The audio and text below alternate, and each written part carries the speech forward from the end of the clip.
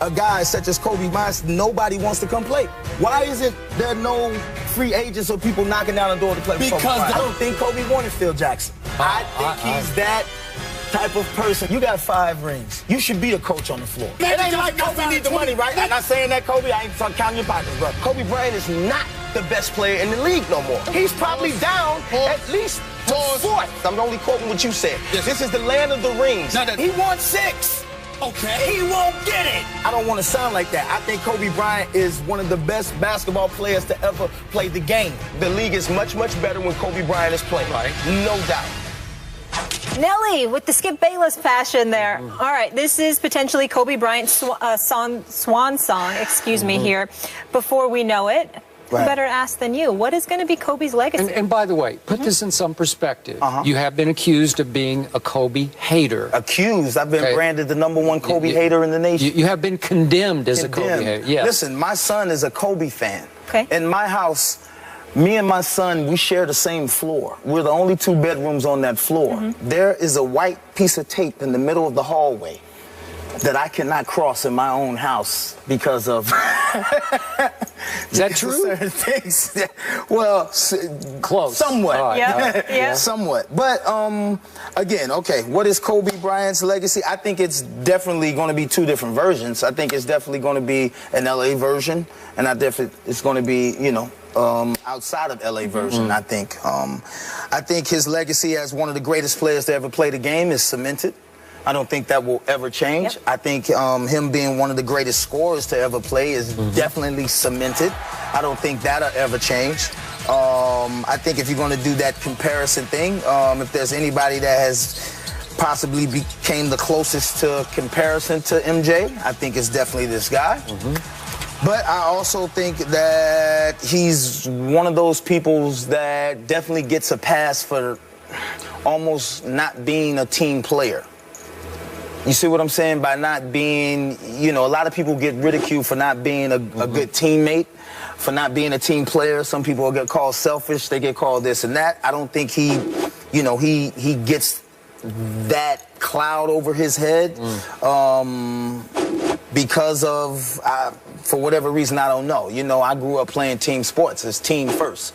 I think he wants to win, but I think winning, he has to lead the way. I don't think he can ever be second tier to anybody as far as, you know, succeeding. So I think his legacy is going to be, you know, a sliding scale almost. Is he greater than LeBron James has been to date? Is he greater than LeBron James has been to date? On an overall scale, I think yes. I think he has been.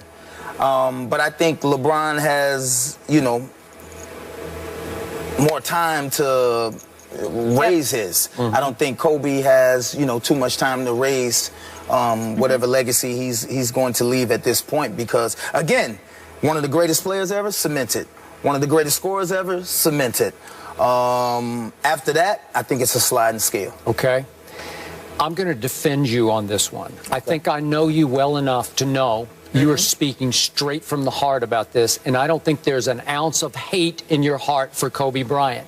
I think you are truth-telling. You are fact-stating about Kobe Bryant. And you're going down the right path. It's a very honest, objective, against the grain path. Your son ain't gonna like it. No, but he won't that's like okay. this one.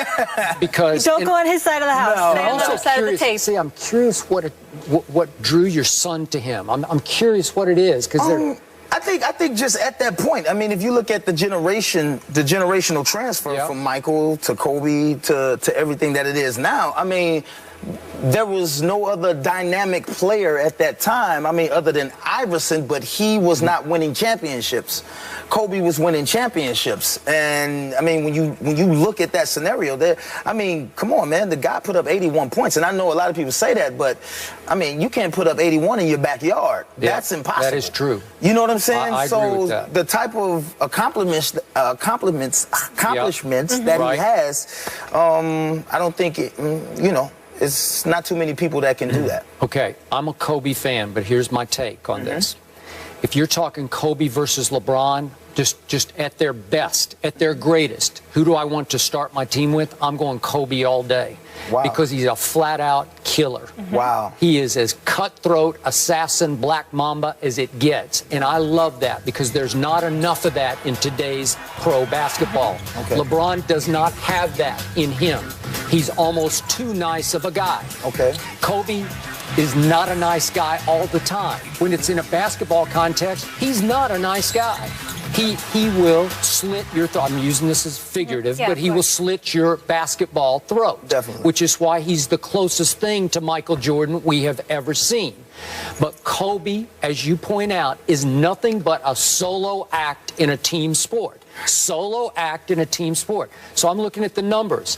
6 of the last 8 full years that Kobe played, he led the league. He has led the league in shots attempted. He is going to shoot the rock. Right. He's going to jack it up. He is the highest volume shooter because he has no conscience. Greenest light, no conscience. He does not care about his teammates as far as how they affect his ability to win basketball games because he thinks he thinks he can do it. As long, he can do it. Of course he cares about winning as long as he's the reason the you guy. won. Do you guys think that's because he feels that he can't rely on anybody else, that he has That's to right. take it on He his thinks back? he's better. He's so much better than But anybody. my He can't micromanage that. Yeah. Okay, but my point is to that Delegate was the word I'm looking for. He can't. Yeah. He's the only guy that I know that gets a pass for playing a team sport but not being a team player. Yeah. All around. Right. All around.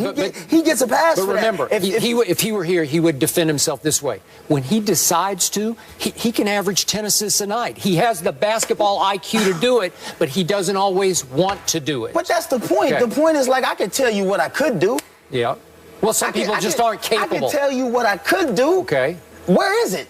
Show it to me. Let me see it. Okay. Prove those people wrong. Go in there and average a triple-double. Or go average a double-double. Go average, show us. You can say anything. We know you have the capabilities to do it. We know you have the physical attributes to do it. I mean, you're a phenomenal athlete. But you can say, I could average 10, I could do. Yeah. Show us. You see what I'm saying? Nobody, listen, in all fairness, you know, I want to be the best artist I can be. That doesn't always happen when I'm done coming out of the studio and I present my work that night to the world. Everybody don't perceive it how I saw it. You see what I'm saying? Now, I can sit up there and go to an interview. Man, I can make number ones like this all day. And somebody's going to say, do it. Because if you don't do it, the next time I go out to make a record, if it's not number one, they're going to look at me like, if you had a chance to win, by any formula necessary, and I think that's where the LeBron, some people will take the LeBron over the Kobe, because if LeBron only has to average 15 points, 23 rebounds and 10 assists, he'll do it. He'll do it. He doesn't have to lead it. So you're saying sometimes he hurts his team by wanting to do it all? I definitely think he hurts his team. But you got to give him this. Without Shaq and with Pau Gasol, he won 2 more rings. So he won 3 with Shaq and 2 with Gasol. Or you could say 2 by himself if you want to, because that's basically what was going on. He had Phil to help coach him and keep everybody in line. But what separated Michael Jordan from Kobe was that Michael early on was Kobe. Right. And sometime around 1990, 91, when he finally broke through, Phil finally got through to Michael. You have the capability of leading this team, of getting these other people involved, because you need them to be involved. And Michael started to do that. And people also wanted to come play. Dennis Rodman wanted to come play. Dennis Rodman probably could have went somewhere else and got more money.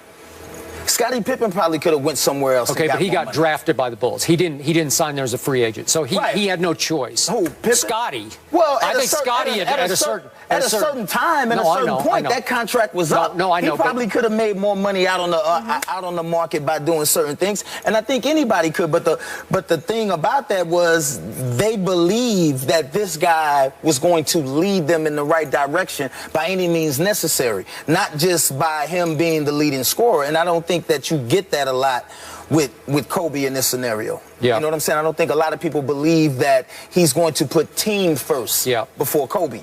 There's something missing in Kobe's psyche. There's no rub-off factor. There's no contagious factor where people, I think he leads by example, but not by word or, locker room deed or you whatever. That's social. Yeah, I know. That social capability. You'd be surprised how much that plays into everything. Yep. No, I get it, but I'm not a Lakers fan, but I do really expect, and I respect and think it's contagious. His focus, his work ethic, his passion. It helps. Yeah. I talked to you about that. I think that it draws works. you in as well. I think it works when you're playing a solo sport. Okay. Boxing.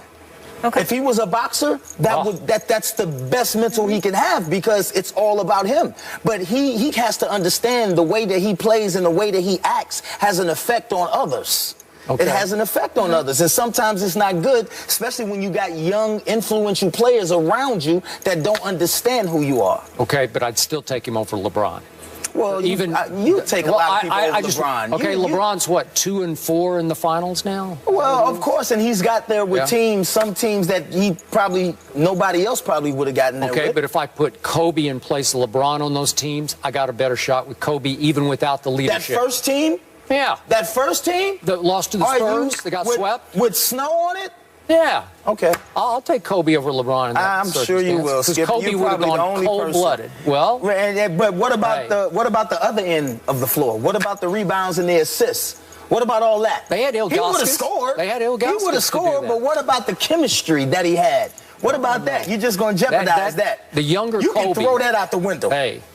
The younger Kobe? Cold-blooded now. Assassin. Stone cold assassin. Yeah. Stone cold assassin. All right, let's leave it there. We go from one of the best in basketball to now crowned the best in football. J.J. Watt voted the best player in the National Football League. What? But does he deserve it? Bryan Clark will join us for this one. Back in a minute.